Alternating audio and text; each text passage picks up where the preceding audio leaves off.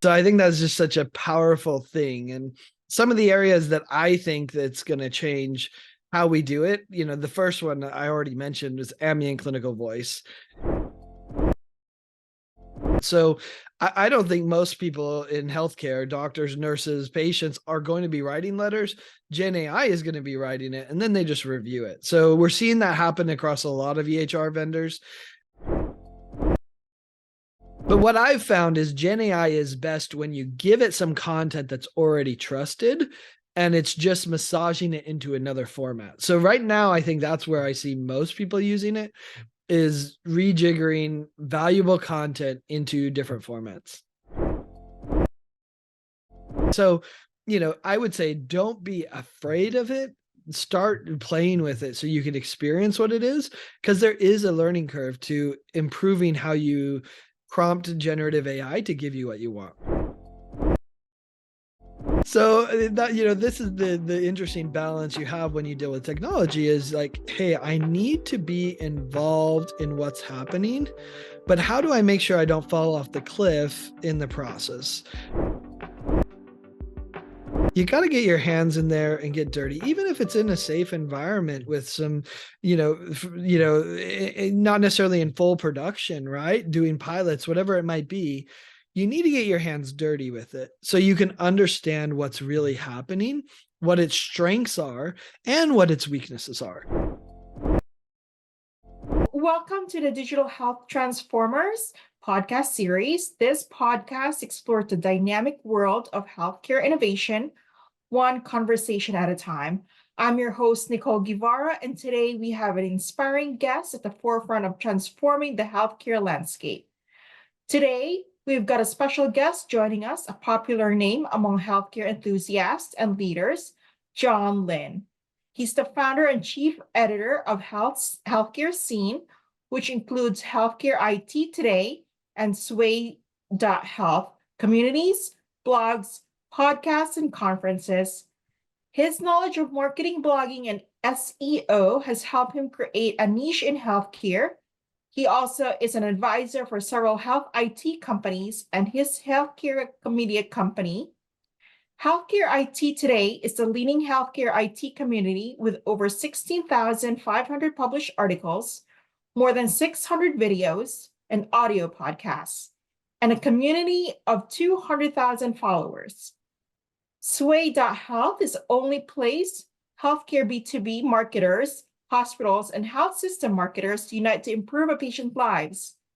The healthcare scene has carved a strong place in health IT media.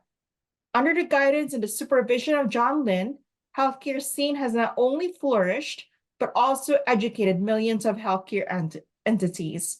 Thank you so much for joining us here today, John. How are you? Great. I'm tired just listening to all that. Well, you But I deserve all the appreciate it. I'm praise for happy to all be your here. accolades. Wonderful. So let's go dig in. Before I dig into generative AI in healthcare, could you tell us a little bit about your background and how you develop your interest in healthcare? Yeah, so it's interesting. I'm a tech guy by background, literally at tech guy on Twitter, but every day I think I lose a little bit of my tech guy skills. So I was working in tech at a university. I ended up getting a job at UNLV in their health and counseling center. So, basically a clinic for students. And they hired me to implement their EMR. And so I got that job. And about 6 months in, I was bored on a weekend. And what do tech guys do on a weekend when they're bored? Yeah, I created a website about EMR, of course. I mean, who wouldn't want to do that? Anyway, so I started that, made it to the first page of Google for EMR. I wasn't really trying to become a blogger or journalist or media person, but I was just messing around with search engine optimization. I figured it was a good resume builder. Anyway, fast forward 5 years, I made it to the first page of Google for EMR. And then they gave $36 billion of stimulus money, and my sites just blew up. At that point, I had two different sites, not just the one. And so that was the start of my media journey, really. I quit the day job. Now I think it's 15 years ago or something like that. So, it really just grew from there. And obviously became passionate about the way that technology can transform healthcare. I mean, I think that was always my passion, is how can technology improve any process? Not that technology is always the answer, but that it can help in a lot of ways. So, I think that's what comes through on Healthcare IT Today. When we write about technology, when we do videos, it's the passion for how technology can improve the situation of doctors, nurses, patients, etc. So I think that's my passion. And then, Sway.health obviously grew out of Healthcare IT Today. One of my advertisers said, "Hey, is there a B2B healthcare marketing conference?" And I'm like, "Sorry, there's not." And she's like, "Well, you should start it." And so, I guess that's what entrepreneurs do. I heard the idea, floated it by some other people, and the Sway.health community was born, which is really just a unique community of healthcare marketers. So I feel lucky to be part of those two communities. That is absolutely great. Great to hear about that. And can you share a little bit about your initial days as a blogger? What topics did you usually write about? What were the headings that you usually put? Yeah, well, it's funny. I was going back and looking through some of my old articles yesterday because I was looking at where I predicted essentially the ambient clinical voice would happen, which we'll probably talk about later. But I called it a video EHR. So the thing I missed was we just don't need the video; we just need the audio. But I was looking at some of those posts, and to be fair, I was somewhat embarrassed, and I was also sad that we've been complaining about EMRs for 15 years.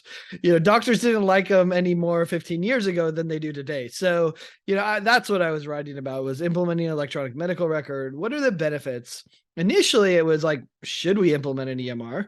Then it became, how do we implement the EMR? Which one should we implement? And then they gave $36 billion of stimulus money. And when that happened, I actually published every single day on 2 different sites for like 3 years, all talking about how do you get the stimulus money and how do you select an EMR and implement it. So that was the main original focus. Certainly evolved since then to pretty much anything healthcare technology related for providers and hospitals, health systems. Wow, that's absolutely great because at that time, especially with the High Tech Act, everything was just blooming, and then EMRs are just arising, and most of the clinics are doing what they could do with interoperability and the new laws that came out. So your timing and your foresight is incredible. Let's dive deep into technology. Considering your knowledge, how do you see generative AI changing how technology works in healthcare? Yeah, I think it's interesting. Generative AI and, AI in general, which we've been using for a while, right? But generative AI accelerated people's belief that AI could actually impact healthcare. And so I think that's just such a powerful thing. And some of the areas that I think that's going to change how we do it, the first one I already mentioned was ambient clinical voice.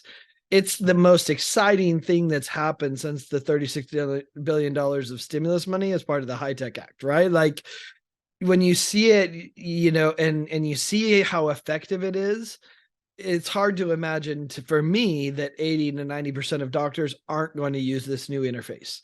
And it's like leaps and bounds better than something like voice recognition, which many people compare it to. And certainly at its core, it has voice recognition as well.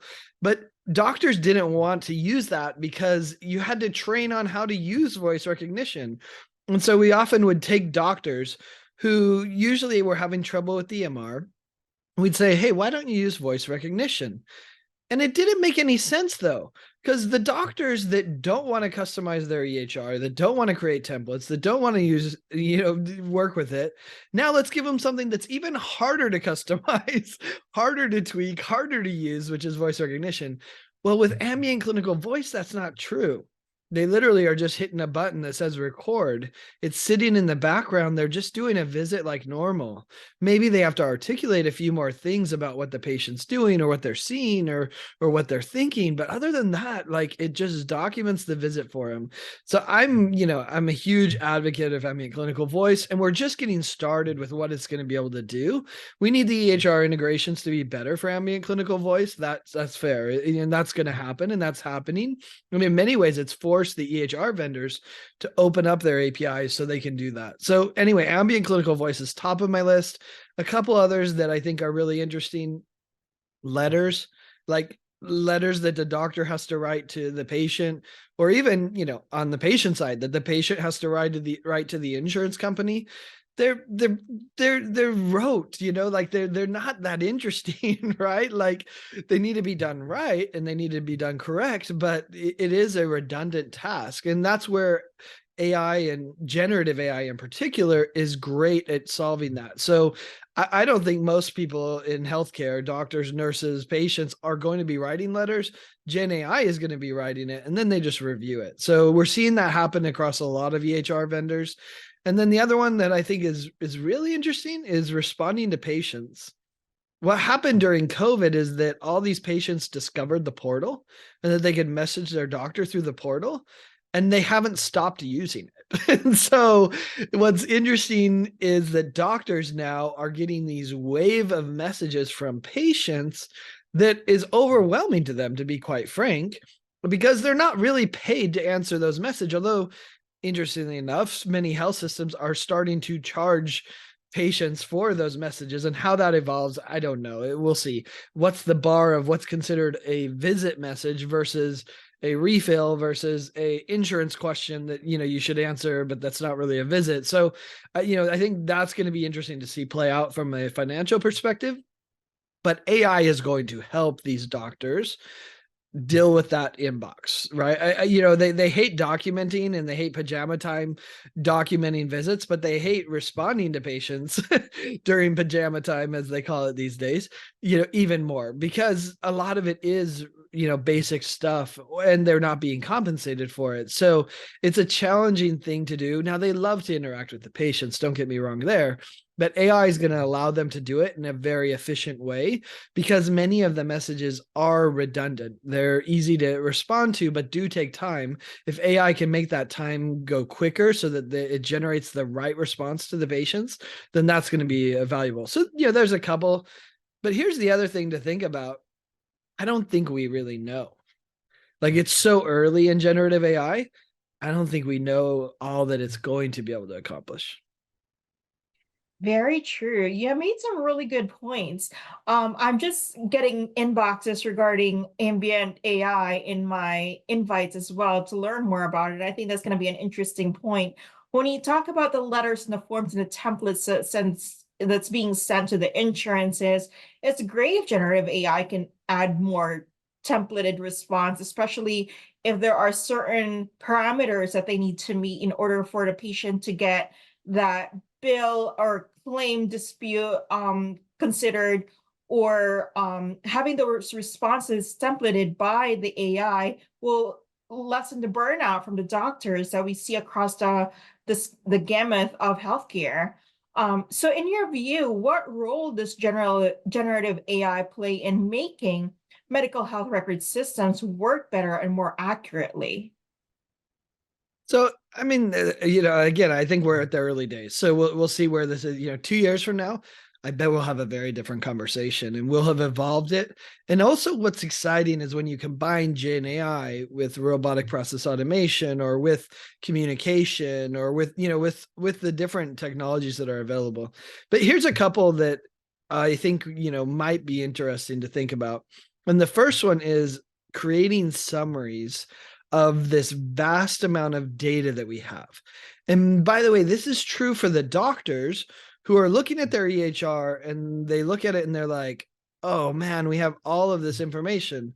And then they think, oh man, we have all of this information. Where do I find the stuff that's really relevant to me? Do I have to open 15 documents or 20 screens to get to the data that I really need? Well, right now, the answer is yeah. They do, right? Unfortunately, sure, there's some dashboards and different things that do summarize some things that EHR vendors have created, but now, and we're seeing this already in a number of EHRs, they have a button that says summarize the patient.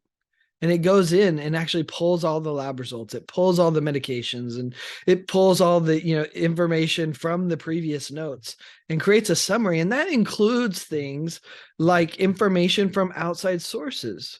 When you look at common well connections and what's happening with TEFCA and QHINs, doctors are going to have even more data that they've never seen before, because it's not their data. It was something that happened to a different specialist, or it happened in retail health, or wherever it might have been. They're going to have even more data. And how are the doctors going to traverse that data?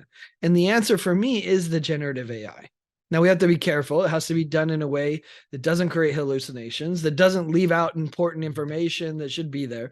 So in some ways, it's a form of generative AI, but it's a much more conservative form that only shares data when it's certain it doesn't create hallucinations.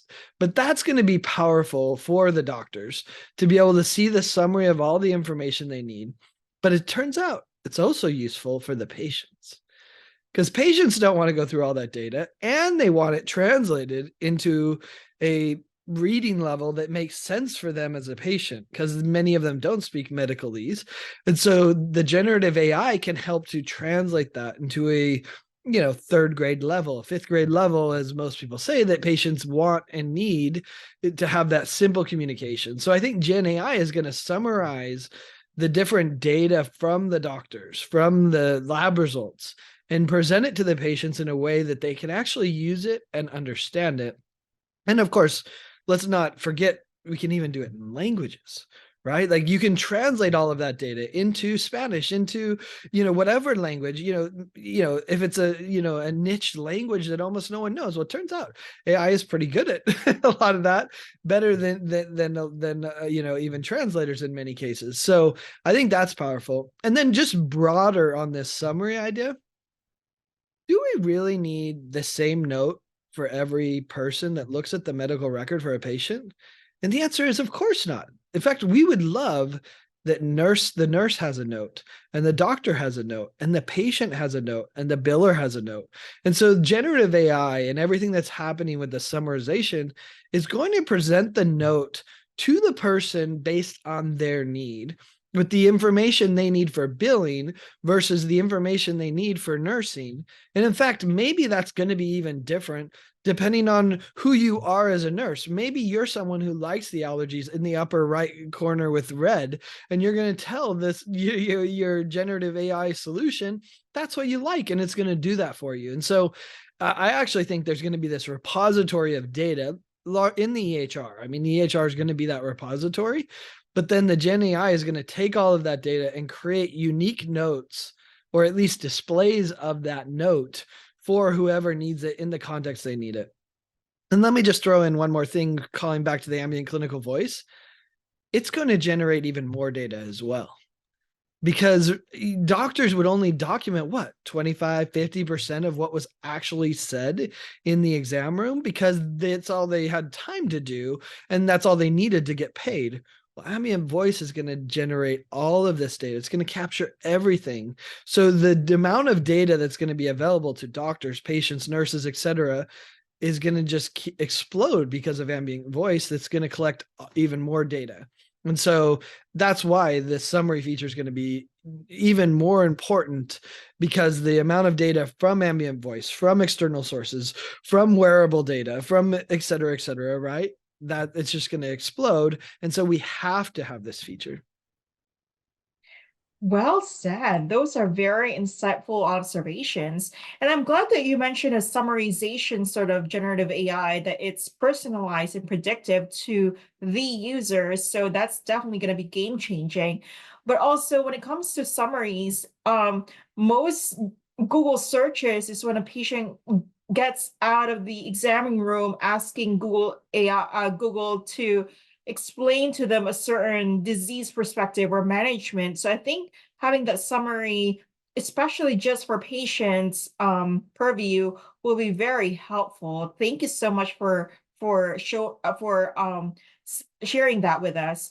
So now, going back as a blogger, do you think generative AI can shape healthcare content creation, and what potential does it have for content creators?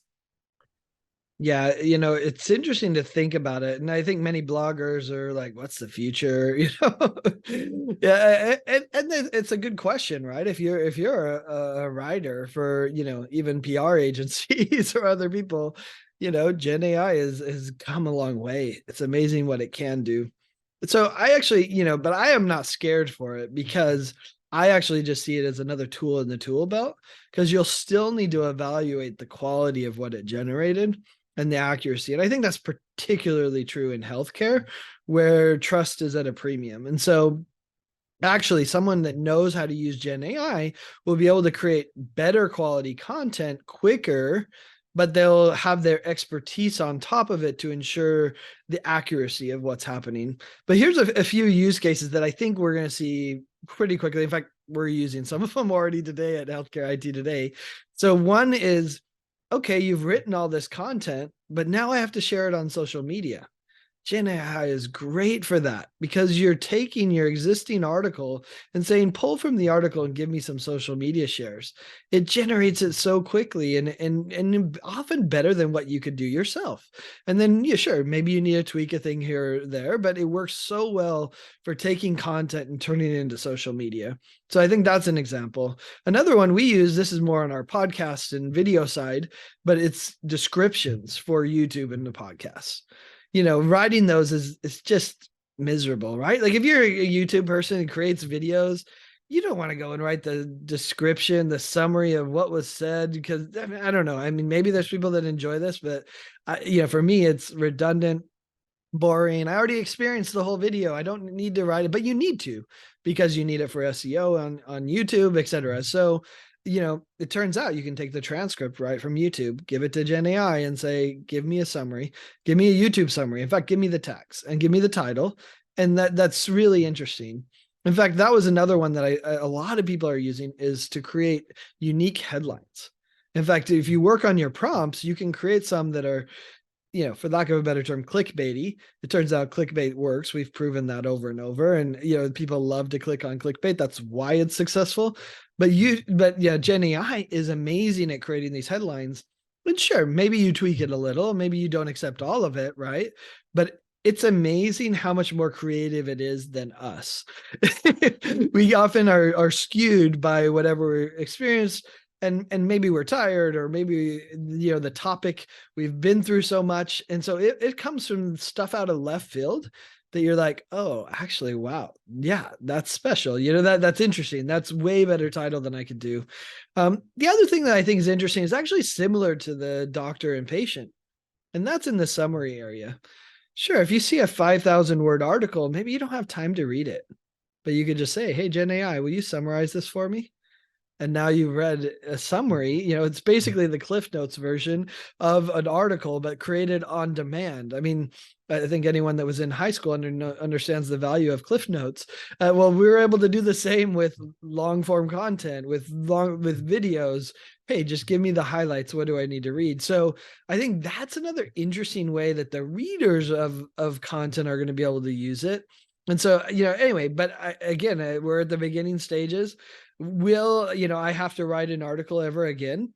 Probably. But what I've found is Gen AI is best when you give it some content that's already trusted, and it's just massaging it into another format. So right now, I think that's where I see most people using it, is rejiggering valuable content into different formats. Those are very great pointers, and especially for those who haven't used generative AI for content creation yet, those are great pointers that you just use for the use cases. Let's go ahead and talk about the impact of AI on patient care.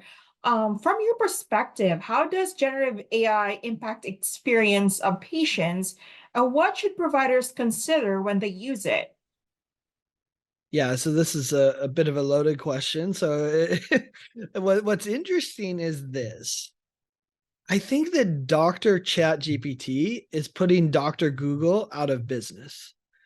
Like, I mean, and obviously that is a big shift. I've seen it in my wife, who's a second grade teacher. Like, she shifted from asking Google to asking ChatGPT health questions, because the answers come back in a very different way. Now, to be fair, I think Google's going to incorporate some sort of Gen AI with Bard and whatever else. I mean, Microsoft's already done that in Bing, right? So maybe it will be Dr. Google eventually too.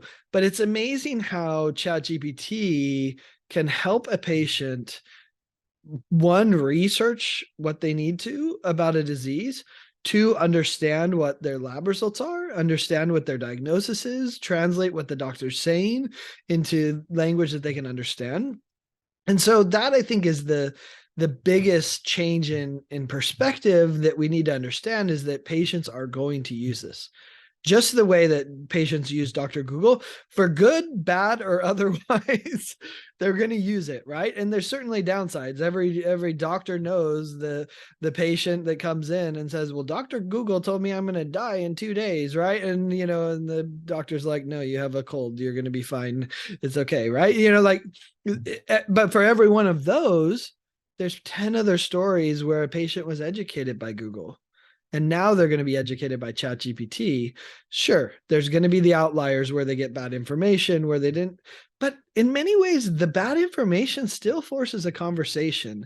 As long as the patient goes to the doctor in a respectful way that says, hey, here's what I've found. And the doctor as well, right? There's two parties in any exchange, and the doctor replies in a respectful way that says, hey, I respect that you studied this. Here's the information, and educates them on why that may be bad information, or, hey, let's explore that. That's the key, right? The problem with Dr. Google and Dr. ChatGPT now is when you go into it without respect. And that's on both sides, the patient respecting the doctor and the doctor respecting that the patient cares about their health as much or more than they do. So I think that's one thing that's interesting. And what's going to happen is patients are going to come in more informed. They're going to come in with ideas, sure, but they're also going to be more educated on healthcare. We're not in the Little House on the Prairie days where Doc Baker comes to your house and he's the only one that has information. And by the way, he didn't have good information either. He was guessing what it was, right? Like, patients are coming in informed and educated. Sure, not as educated as the doctor, so they need to respect that, but they are going to come in with more information. And so that's something you have to understand about this, that they're going to come with more interest in what their care is going to be provided, and what care is going to be provided, and how they're going to be treated, and how what they're experiencing is going to be addressed. I think the other thing to think about from the provider perspective, from a doctor perspective, is they're going to have to learn how to make better prompts. Because ChatGPT or whatever other generative AI tool they end up using is going to actually enhance the care that they do, but they're going to have to learn how to make better prompts. Like, it's interesting to think about, how do you do it? Well, it turns out Google was the same.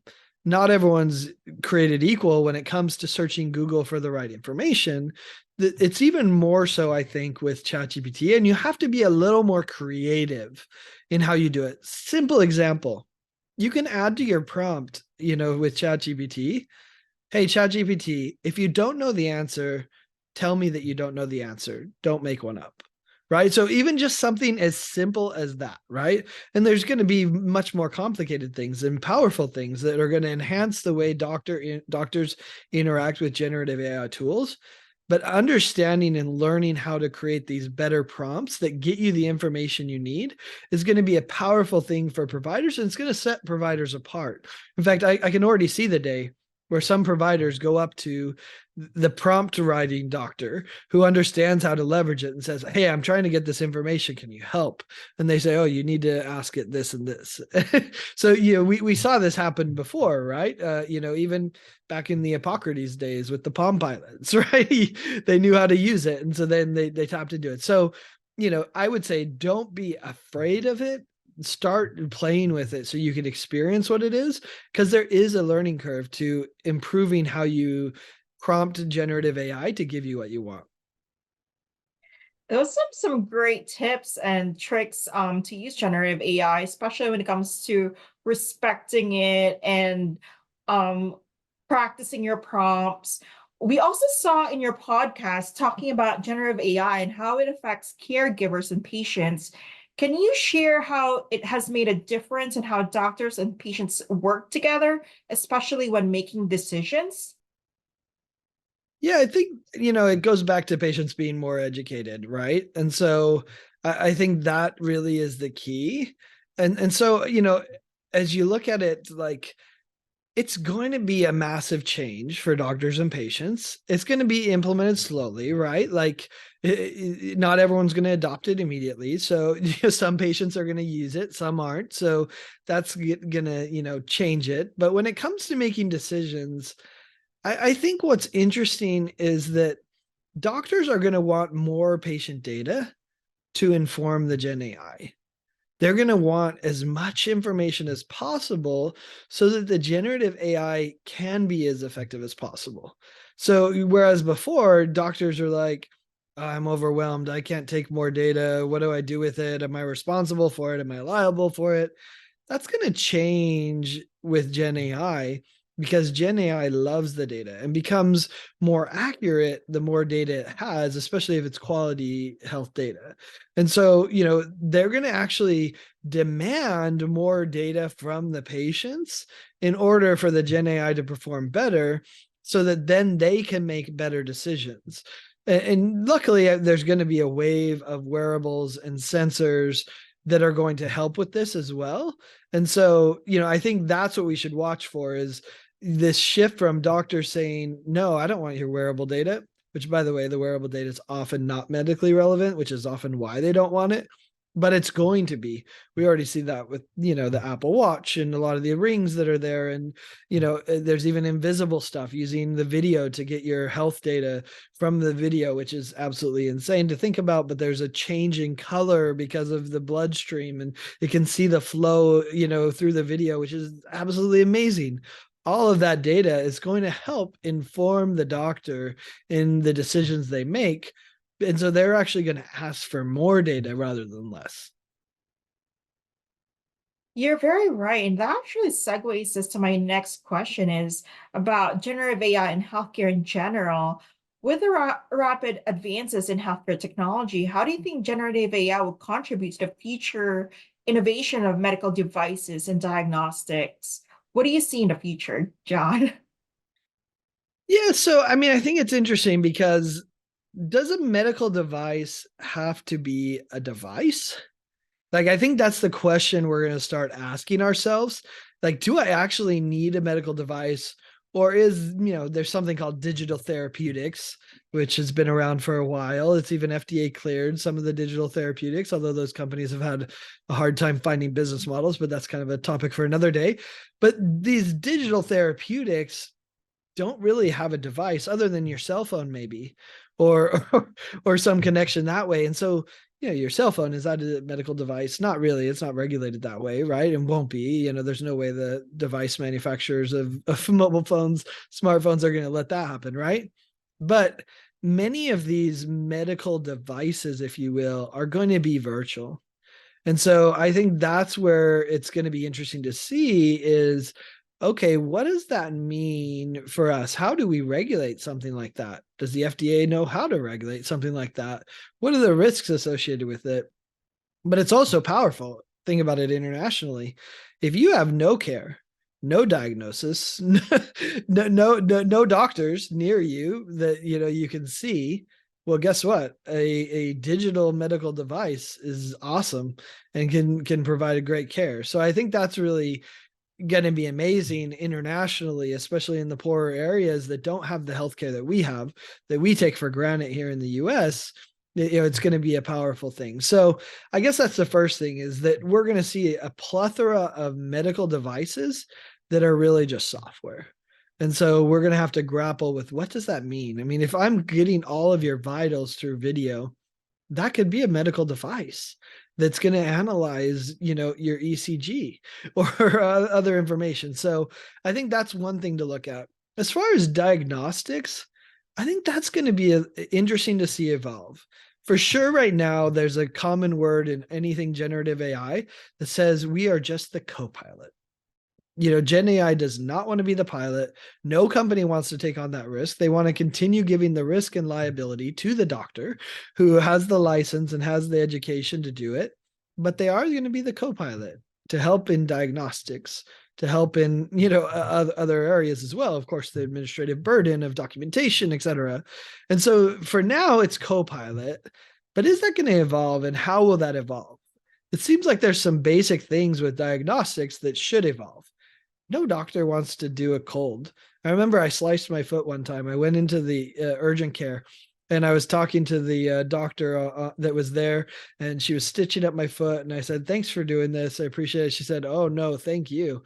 I'm so excited to have something different than a cold and a cough."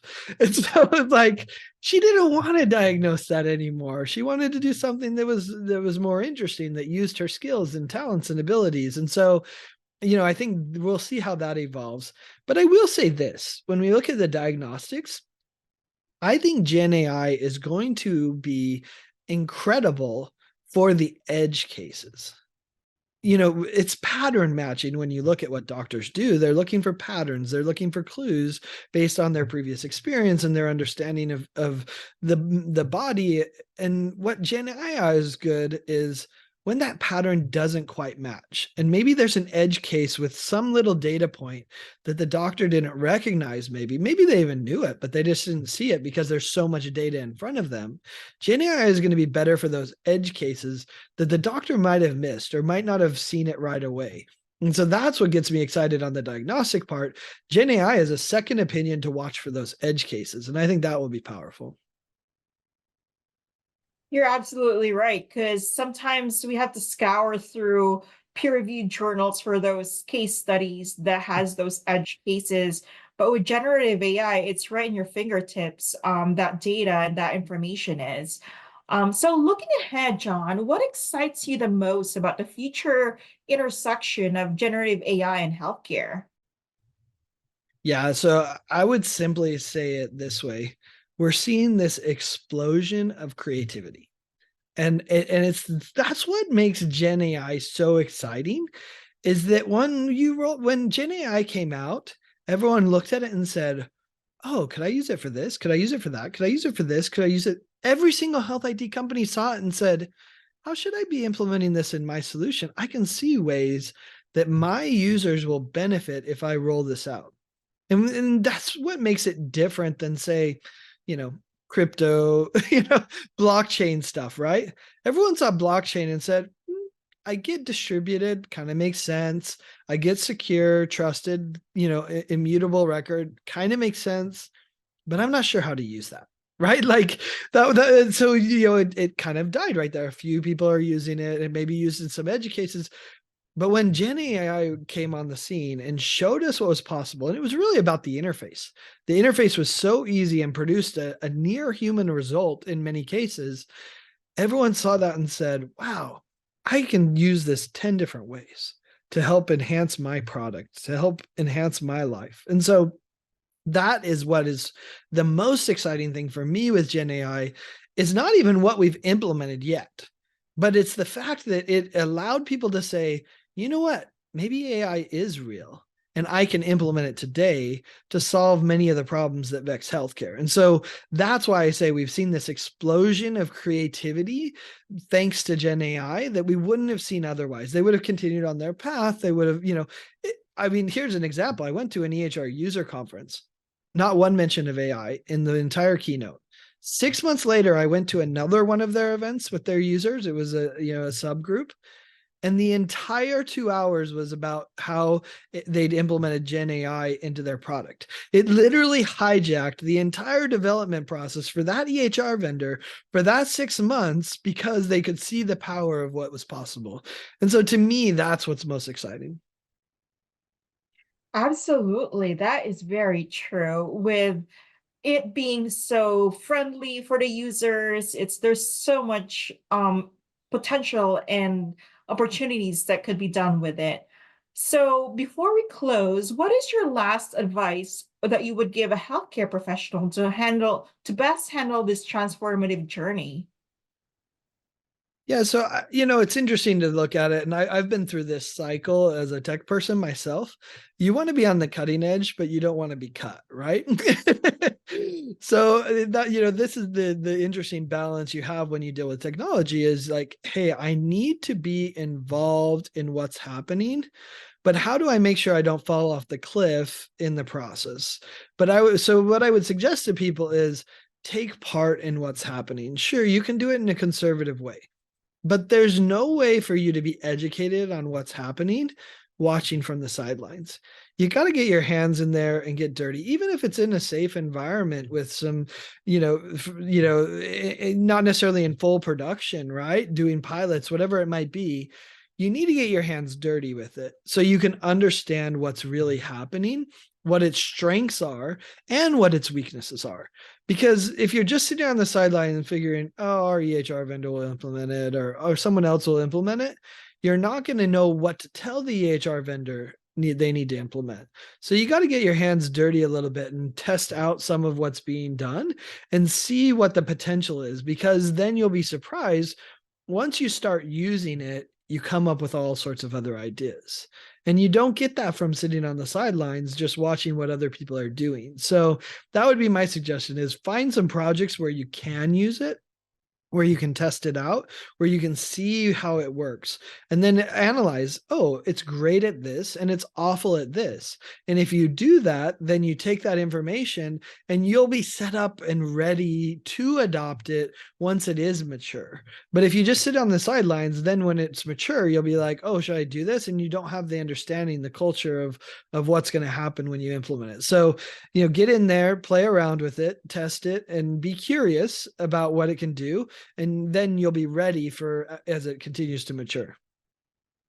It's a very good tip. Active participation and understanding, what works for you and what doesn't work for you is great and could lead to future involvement with other AI projects within a healthcare organization. Thank you so much, John. My last question is, given your breadth and your background, do you want to give a quick shout out to what you do, promote your platforms, tell us more about your organization, anything, an elevator pitch about what you do and what your platforms are about, and just getting more readers into your own platforms? I appreciate that. And yeah, I mean, luckily we share a lot of free content, that everyone can check out. I like to say, if you've searched Health IT on Google, you've probably found us at one point or another, since I think we're up to, 16,500 articles and 600 podcasts. But yeah, go to healthcareittoday.com. You can subscribe to the email newsletter that goes out daily. You can also, search for Healthcare IT Today on your favorite podcasting applications. We actually have 3 podcasts: the Healthcare IT Today, the interviews, and a CIO podcast. It's all CIOs from hospitals and health systems. So definitely, like and subscribe, as the kids say these days. We have a YouTube channel as well you can do. And then on the Sway Health side of things, that's Sway with 2 A's. Sway.health is our healthcare marketing community. So if you're a marketer trying to get, your health IT solution into the market, or if you're a marketer at a hospital or health system, definitely go to sway.health and subscribe to the newsletter. Again, we have similar things there. You can go to the YouTube channel, social media channels as well. To check it out there. And we also have the Sway.health conference, which happens in May. Amazing community of healthcare marketers that come together and realize how hard it is to market in healthcare. I mean, it really is a challenging thing. So it's an incredible community of people to come together and learn, share, commiserate, have some fun. Someone told me that one time. They said, John, I knew you were involved, so I knew I'd learn something. I'd meet amazing people and I'd have some fun. And I was like, wow, that is a good combo. And I appreciate you saying that, because that is my goal. Well, thank you, John. It was an absolute pleasure talking to you. Thank you for joining us today and sharing your insights on healthcare technology. I hope that your generative AI and healthcare knowledge will help providers transform their care services. John, we just wish you the best success in all your journey about educating millions through your blogs and advisory services. Thank you so much. Thank you. I appreciate you having me on.